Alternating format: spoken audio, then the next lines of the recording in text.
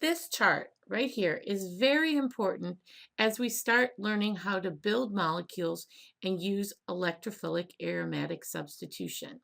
There are two sides to the chart. The first side, the left-hand side, talks about whether a group that's attached to the benzene ring will make the reaction go faster than benzene or slower than benzene. So any of the groups above benzene in this list, and remember, I've just partially drawn some of them, will run faster than benzene. Any of the groups that are below will run slower than benzene. And so these are called activating groups and deactivating groups. So activating groups pump electron density into the ring. If we look at this phenol group, the reason it does it is through resonance. Everything goes back to resonance, it seems. So if I look at this structure right here, and I push my electrons into the ring, what I'm doing is net giving electrons to the ring. So the electrons are going toward the ring, so they will be more available to attack the electrophile. So this is what happens with all the activating groups.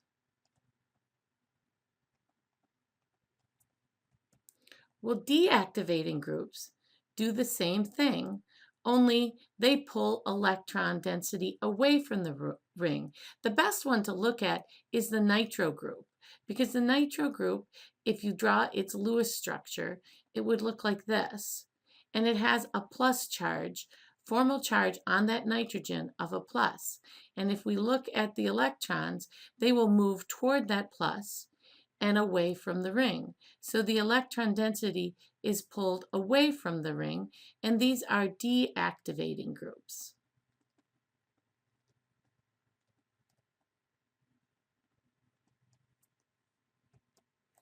So groups like bromine, chlorine, and iodine have lone pairs that can pump electrons into the rings through resonance, but because of electronegativity and the inductive effect, they pull electron density away from the ring. And this set of compounds is in order.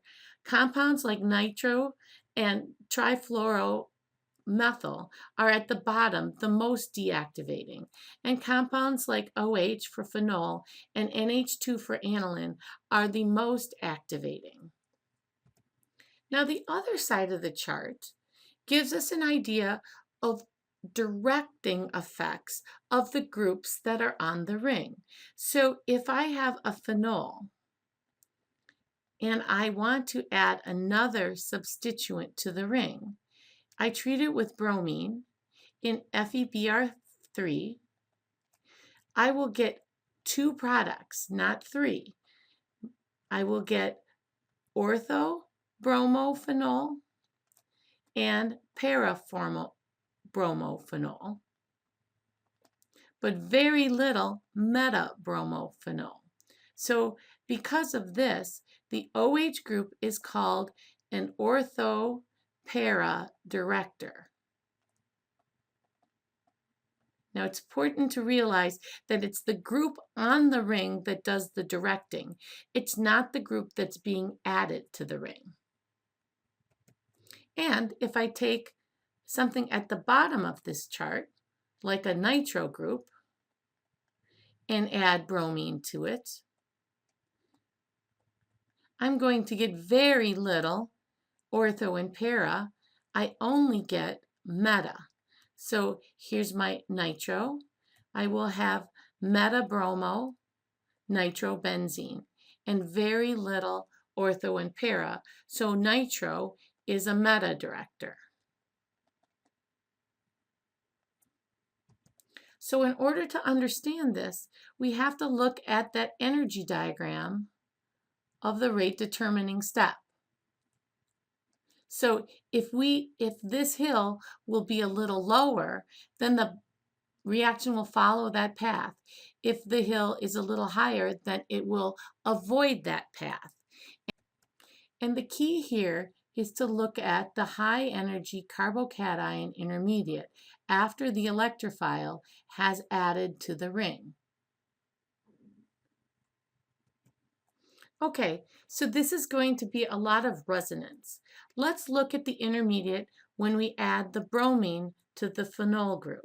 So we've generated the electrophile and the benzene ring has attacked the bromonium ion. And I have OH here and I've put the bromine at the ortho position. When I put the bromine at the ortho position, the plus is underneath the O, and there are two double bonds here and here. A couple thing about drawing these resonance structures. Remember, double bonds can't touch the sp3 carbon and they can't touch the plus. That has always helped my students learn how to draw resonance structures. Now, whenever you can get the plus under a stabilizing group, like a group like the OH that has lone pairs, then you get an additional resonance structure that looks like this. So if I draw those lone pairs to go in there, my bromine is here still, and I haven't moved these bonds.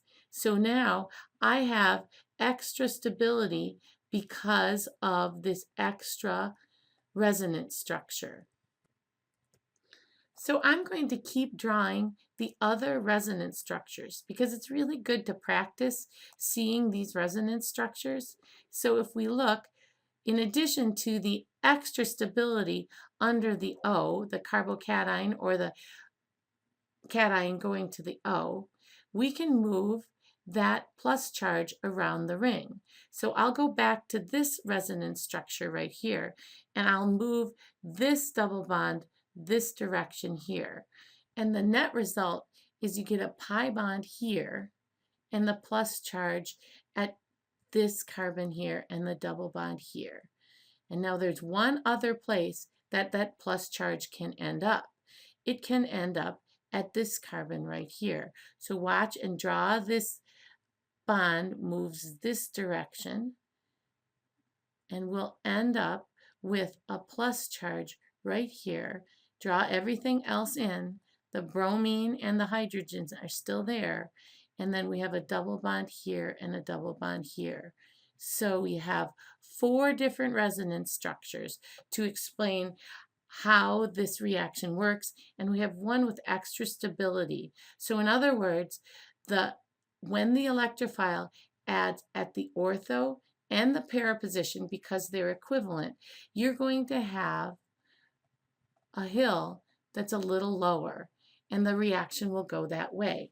If we put the bromine meta, then there's no way this plus can go underneath the O to be stabilized. So if we look at meta directors, and what I'm going to do is draw out my nitrogen group here, and I put the bromine at the ortho-para position. This seems counterintuitive. This is a meta director, but we're proving why we don't want to put the bromine ortho or para. So if I put it ortho, what's going to happen is I will have my plus right underneath the nitro group. And this is a very destabilizing influence. And so what happens is meta directors destabilize ortho and para addition. So that's why they avoid the ortho para position. And when you use a meta director, your bromine will go to the 3 position or the meta position, and then that plus can never be underneath the nitro group.